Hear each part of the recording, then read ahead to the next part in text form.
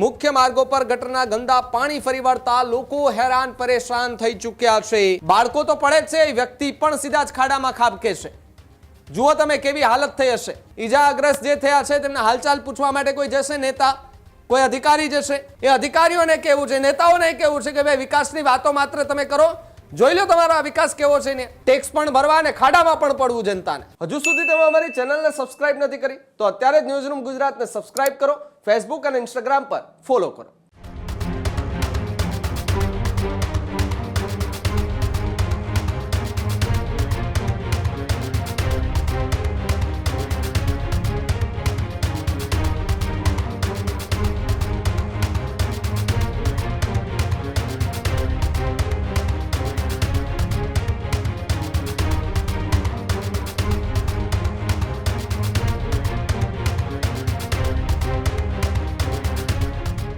अन्य समाचारों में आगे बात करें तो समाचार जूनागढ़ बाद गीर सोमनाथથી સામે આવ્યા છે। ગીર સોમનાથમાં પણ મનપાની ઘોર બેદરકારી સામે આવી છે। રેમ્બો સ્કૂલ પાસે ખુલ્લી ગટરમાં અચાનક વ્યક્તિ ખાબક્યો છે। ઘટનાના સીસીટીવી સામે આવતા તંત્રની કામગીરી સામે ગંભીર પ્રશ્નો ઊભા થયા છે। સોમનાથના પ્રવાસ પાટણમાં વરસાદી પાણીથી જનજીવન પ્રભાવિત થયું છે। વોર્ડ નંબર 2 માં વરસાદી અને ગટરના પાણી ઘરોમાં ઘૂસી ચૂક્યા છે।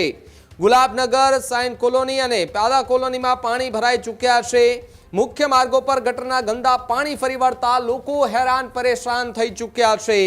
ગોઠણસમા પાણી ભરાતા વાહન ચાલકો અને રાહદારીઓ મુશ્કેલીમાં મુકાયા છે। ખુલ્લી ગટર અને પાણી ભરાવાની સમસ્યાથી સ્થાનિકોમાં રોષ ભભૂકી ઉઠ્યો છે, જ્યારે વેરાવળ પાટણ સંયુક્ત નગરપાલિકા સામે બેદરકારીના ગંભીર આક્ષેપો છે। ગયા વર્ષની જેમ આ વર્ષે પણ વરસાદે તંત્રની પોલ ખોલી નાખી છે। आपने टीवी स्क्रीन पर आ दृश्य देखाई रहा है। आ दृश्य है गीर सोमनाथ जिल्लाना वडामथक वेरावळना। जुओ तमे विकासनी वरवी वास्तविकता केवी छे। एक व्यक्ति बाळको लईने पोताना बाळकोने स्कूलेथी लईने घरे जई रह्या छे। ए ज दरमियान पाणी भरेલું હતું। अचानक खाडो આવ્યો, बाळको पण પડ્યા ને વ્યક્તિ પણ ખાડામાં પડ્યા। ત્યાં ઉભેલા સ્થાનિકો એમની મદદે આવ્યા।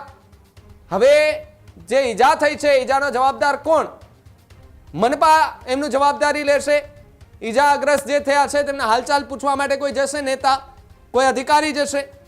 તમારા ભૂલને કારણે અહીંયા આવા ખાડાઓ પડે છે।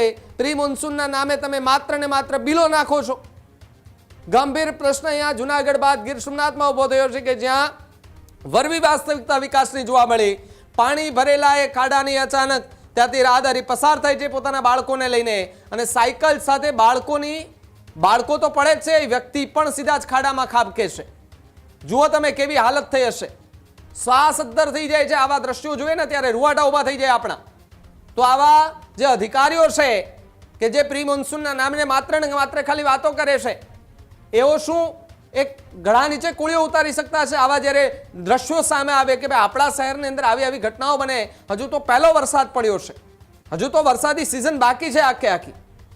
કેટલા લોકોને તમારે મારવા છે ભાઈ? શું હજુ આવા દ્રશ્યો જોવાના બાકી છે? જો ન જોવા હોય આવા દ્રશ્યો તો પહેલા આ વરસાદ થોડો રોકાય એટલે તરત જ કામગીરી કરો। ડ્રેનેજની જ્યાં જ્યાં કામગીરી ચાલુ છે ત્યાં તમે જઈને તપાસ કરો। એ અધિકારીઓને કેવું છે, નેતાઓને કેવું છે કે ભાઈ વિકાસની વાતો માત્ર તમે કરો, જોઈ લો તમારો વિકાસ કેવો છે ને। ગીર સોમનાથ જિલ્લાના તમામે તમામ મારે નેતાઓને કેવું છે, મારે એ ગીર સોમનાથના ધારાસભ્યો હોય, ત્યાંના સાંસદ સભ્યો હોય કે કોઈ પણ નેતા હોય, એમને કેવું છે કે આ છે તમારો વિકાસ। ત્યાંના જે અધિકારીઓ ડંફાસો મારે છે કે અમારું વેરાવળ સારું, વેરાવળ અહીંયા એક ખાડો ન મળે, એટલે આવા ખાડાના કારણે કેટલાયના જીવ જાય છે। જોયું છે તમે? ધ્યાન આપ્યું છે ક્યારે? માત્ર વાતો કરવાથી નહીં, પણ આવી સારી એવી કામગીરી કરો તો અમને પણ મજા આવે કે નહીં આ અધિકારીએ સારી કામગીરી કરી છે, તો એમને વખાણ કરીએ, બિરદાવીએ ને લોકોને કહે કે નહીં અધિકારી હોય તો આવા। પણ અહીંયા આવા ખાડા રાજના કારણે લોકો હેરાન પરેશાન થાય। લોકો એ સામાન્ય જનતા ટેક્સના પૈસા ભરે અને એને વળતરમાં શું મળે? આવા ખાડાઓ મળે, અને આવા ખાડાઓમાં એમને પડવાનું મળે, ઈજાઓ થાય, કેટલાયના તો મોત પણ થાય। જવાબદાર કોણ? તંત્ર જવાબદારી લેશે? ગંભીર પ્રશ્ન આ ઉઠતો જોવા મળી રહ્યો છે। વેરાવળ પાટણ સંયુક્ત નગરપાલિકાના અધિકારીઓને મારે કહેવું છે, જુઓ તમારા શહેરની હાલત, જોઈ લો તમારા શહેરની હાલત કેવી થઈ ચૂકી છે।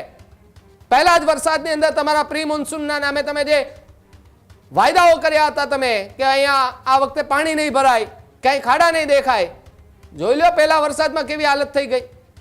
આ એક વિસ્તારમાં નહીં, અનેક વિસ્તારમાં આ જ પ્રકારની સ્થિતિ છે. જુનાગઢ બાદ ગીર સોમનાથમાં પણ આ જ પ્રકારની સ્થિતિનું નિર્માણ થાય તો અધિકારીઓએ વિચારવાની જરૂર છે કે ક્યાં કયા કામમાં કચાશ રહી ગઈ, ઢીલાસ રહી ગઈ હશે. આવા દ્રશ્યો બીજી વાર ન દેખાડવા હોય અથવા તો ન જોવા હોય તો થોડો વરસાદ ધીમો પડશે તો અહીંયા કામગીરી કરજો, આવા ખાડાઓ બુરજો, ગટરોના ઢાંકણા જે ખુલ્લા છે ભરજો, કારણ કે પાણી ભરેલા હશે તો દેખાશે નહીં કે ત્યાં ખાડો છે. સામાન્ય જનતામાં ભોગ લેવાય છે, ટેક્સ પણ ભરવા અને ખાડામાં પણ પડવું જનતાને. ગંભીર પ્રશ્ન અહીંયા ઉઠતો જોવા મળી રહ્યો છે. હવે એ જોવાનું રહ્યું કે અહીંયા કામગીરી ક્યારે થાય છે ને શું કઈ અહીંયા મરમ્મત થાય છે આખી કામગીરીમાં, અને ખાડા બુરવાના ક્યારે પ્રયાસો હાથ ધરાય છે. ખેડૂત ભાઈઓ છે ખેતરમાં ડ્રોન ઉડાવતા હોય છે ત્યારે આપણે એક પ્રશ્ન સતાવતો હોય છે કે જે આપણે અત્યાર સુધી જીપીએસ ટેકનોલોજી વાળા ડ્રોન વાપર્યા છે, જેથી કરીને મોબાઈલ ટાવર છે અથવા તો હાઈ ટેન્શન લાઈન પસાર થતી હોય, કોઈ વૃક્ષો હોય, ત્યારે જે જીપીએસ ટેકનોલોજી વાળા ડ્રોન છે એમાં ટકરાય અને ટ્રેસ થાય છે.